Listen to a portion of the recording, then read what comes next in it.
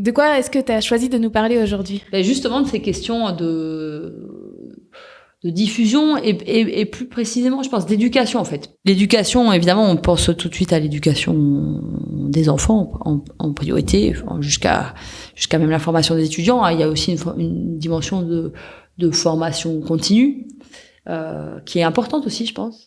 Et la raison pour laquelle ce sujet me tient à cœur, et pour moi, il y a un aspect de citoyenneté, en fait, qu'on peut pas être un citoyen éclairé et donc pas à la merci de tous les lobbies, de tous les gens qui vont vous dire comment penser, si on n'a pas un minimum d'éléments pour penser par soi. Mais ça veut pas dire qu'on va contrôler tout et qu'on est spécialiste de tout. Il y a un moment où il faut s'en remettre aux spécialistes, mais quelque part, pour savoir que quelqu'un est spécialiste, il faut savoir aussi comment on sait que quelqu'un est spécialiste ou pas. Donc quelque part, tout ça est lié. Et donc pour moi, il y a vraiment un aspect essentiel dans l'éducation que probablement on oublie un peu trop souvent. On parle d'éducation pour former un métier, etc. Mais pour moi, l'éducation, la première chose, c'est de former aussi des gens qui sont des êtres humains, qui vont être capables de vivre en collectivité. Aujourd'hui, je pense qu'il y a quelques années, il y a plusieurs dizaines d'années, on avait un métier pour une vie, donc c'était quelque chose vraiment essentiel. Aujourd'hui, il y a des gens qui vont changer de métier, il y en a plein. Et donc oui, la formation, c'est pour avoir un métier, mais c'est pour moi, dans l'éducation, c'est plus que ça. C'est faire grandir des gens qui vont être des hommes et des femmes, des citoyens, des gens capables de vivre ensemble, de parler ensemble. Et donc pour moi, l'éducation, il y a cette question de transmission d'un patrimoine, et il y a cette question de finalement alors on peut se dire mais de quoi elle parle, elle est mathématicienne, quel est le rapport avec la choucroute, et je crois que quand même dans les sciences, c'est pas que dans les mathématiques, mais aussi dans les mathématiques, il y a un certain nombre de choses qui peuvent éclairer ce savoir vivre ensemble, en fait. Donc et c'est ça que je voudrais développer rapidement. Je sais pas combien de temps il nous reste, mais je voudrais quand même donner quelques éléments. Donc aujourd'hui, quand on discute d'enseignement, on discute de savoir si on met dans le programme les nombres complexes, pas les nombres complexes, la représentation, ceci, cela.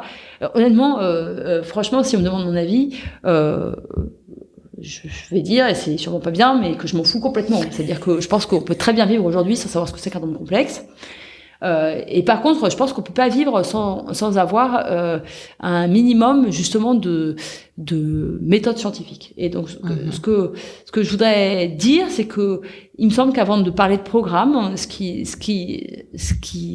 devrait être quelque part la question qu'on discute quand on discute d'éducation, c'est finalement quelles compétences on voudrait que les gens aient, et pas que des connaissances. En fait, une connaissance aujourd'hui, la connaissance, elle est disponible. Je tape sur Google, je tape un truc et je vais. Alors, il faut que je sois quand même capable de savoir qu'est-ce qui est un document auquel je peux donner foi et un document qui est juste de l'intox.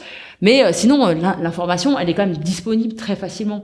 Donc, quelque part, pour moi, la connaissance, si on apprend un peu moins de choses, on a d'autres façons de récupérer. Donc, la question, c'est comment on se comporte par rapport à cette connaissance et comment est-ce qu'on aborde les problèmes en général. Et je crois que la méthode scientifique, elle nous donne beaucoup d'éléments, en fait, par rapport à ça. Elle nous donne d'abord un premier élément qui est de savoir ouvrir ses yeux et observer les choses. Et je dirais, quand on extrapole, de peut-être être capable effectivement de faire la différence entre des observations qui vont bien avec le bon sens et des observations où les gens vont nous dire des choses qui visiblement sont voilà. Donc je pense que cette capacité à observer, à prendre le temps en fait de regarder les choses avant de commencer à faire des déductions précipitées, à voir la complexité des choses, parce que observer c'est aussi être capable de voir que les choses sont complexes et pas juste regarder par le petit bout de la lorgnette, quoi. Donc pour moi, il y a dans cette capacité à observer, à prendre le temps de faire, à prendre le temps de comprendre comment les choses sont liées entre elles. Déjà, quelques éléments qui évitent des simplifications qui conduisent en général à des excès. Ensuite, il y a la question du raisonnement. Et ça, je trouve que dans les programmes de maths, notamment, on a beaucoup trop lâché là-dessus. On décide qu'il y a moins d'heures de maths parce qu'il faut faire, je sais pas quoi, plus d'infos, plus de je sais pas quoi. why not? Enfin, je sais pas, il faut en discuter, il faut se poser autour de la table et justement commencer par fixer des objectifs en termes d'éducation avant de savoir si on met 3 heures ou 4 heures. C'est quelque part, pour moi, ça, c'est la cuisine, quoi. Alors, la question, elle est, qu'est-ce qu'on a comme objectif?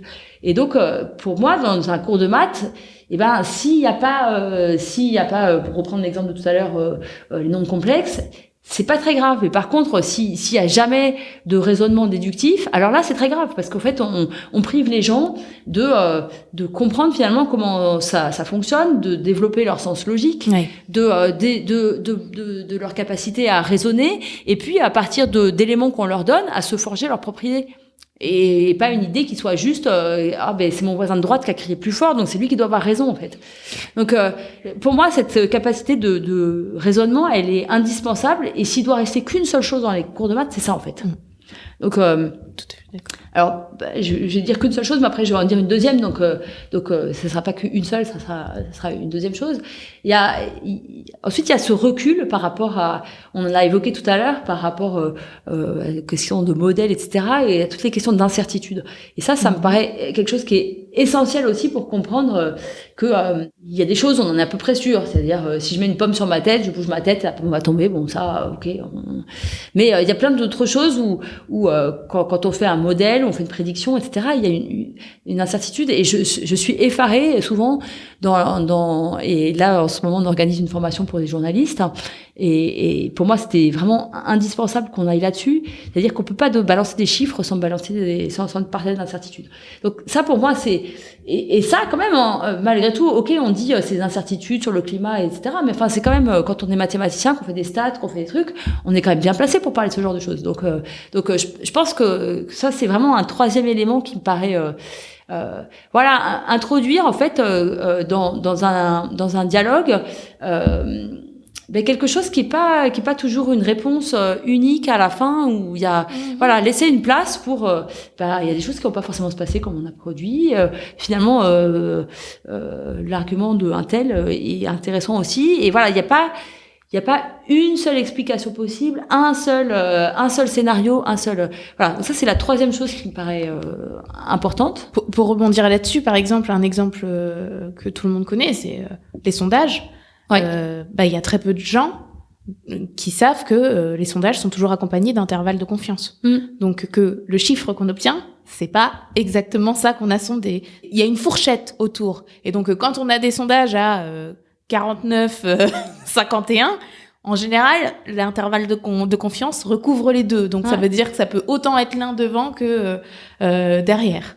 Et ça, c'est des petites notions qui sont quand même assez classiques quand on a une formation. Ça fait partie des premières choses qu'on voit quand on fait des statistiques. Et ça me semble nécessaire que ce soit connu du grand public, ou au moins mentionné par les gens qui donnent ces chiffres. C'est pour ça que je trouve que c'est super que vous ayez des formations pour les journalistes qui passent leur temps à asséner des chiffres, et que ce serait bien de donner un petit peu de contexte à ces chiffres. Donc ça c'est trois choses, je pense, auxquelles les gens pensent naturellement, quelque part observer, raisonner, et puis donner quelque part une validité d'un modèle, une validité d'un chiffre, une validité. Donc ça, je pense que c'est effectivement c'est au cœur d'une démarche scientifique. Et il y a une quatrième chose qui me paraît j'en ai plus que deux. Il y a une quatrième chose qui me paraît essentielle, c'est la question de se tromper. Ah oui. Et pour moi, c'est même la première chose que j'aurais dû dire, c'est-à-dire que quand on fait de la recherche, on voit bien qu'on passe sa vie, j'ai dit tout à l'heure, je pense 95% du temps à se tromper, à dire des choses qui sont pas justes, etc. Et en fait, on s'aperçoit que dans le monde en dehors de la recherche, y compris à l'école, se tromper, c'est ce qu'il y a de plus grave. En fait, il vaut mieux. En langue, on voit que les Français sont nuls en langue. Et pourquoi ? Parce qu'il vaut mieux se taire que de dire une phrase avec une faute. En fait, non. Si on veut s'exprimer, il vaut mieux dire une phrase avec une faute, que quelqu'un comprendra même s'il y a une faute. Il nous dira qu'il y a une faute. Et puis la prochaine fois, en plus, on fera mieux parce qu'on saura qu'il y a une faute et qu'on ne la fera pas.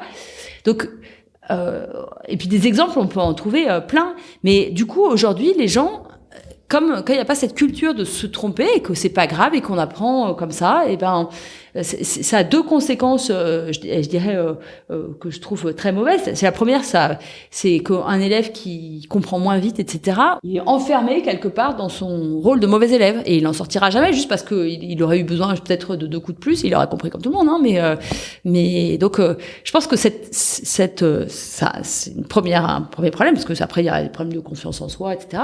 Puis un deuxième problème, c'est que les gens préféreront s'enferrer dans leur erreur plutôt que de reconnaître qu'ils se sont trompés. Et donc je pense que c'est pas pour rien qu'on arrive à des débats totalement stériles qui sont plus des débats en fait, qui sont des dialogues de sourds où chacun dit ce qu'il pense et puis de toute façon on changera jamais d'avis. Donc pour moi cet apprentissage de se tromper et que finalement c'est quelque chose qui fait grandir, et ben ça c'est quelque chose, je pense qu'on peut aussi aborder via les sciences. Et la dernière chose que je voudrais mentionner, c'est que même si c'est pas toujours l'image qu'on en donne, la science c'est un projet collectif. Et je pense qu'aujourd'hui notre société elle a besoin de choses qui rassemblent, d'apprendre à travailler ensemble. Et c'est pareil, c'est pas tellement comme ça que c'est enseigné au lycée, mais je pense que c'est vraiment quelque chose qui me semble essentiel à réfléchir. C'est comment est-ce qu'on met plus de collectif dans notre enseignement. Donc pour moi, quelque part, ces questions autour de l'éducation sont essentielles et je crois que même en tant que scientifique, on a quelque chose à dire. Après, est-ce qu'il y aura quelqu'un pour nous entendre? Ça, c'est une autre question. Mais je crois quand même que par le travail qu'on fait tous les jours, parce que quelque part, on est dans cette position d'apprendre toute notre vie, et on a quand même quelque chose à dire sur la façon dont on peut repenser un peu l'éducation aujourd'hui.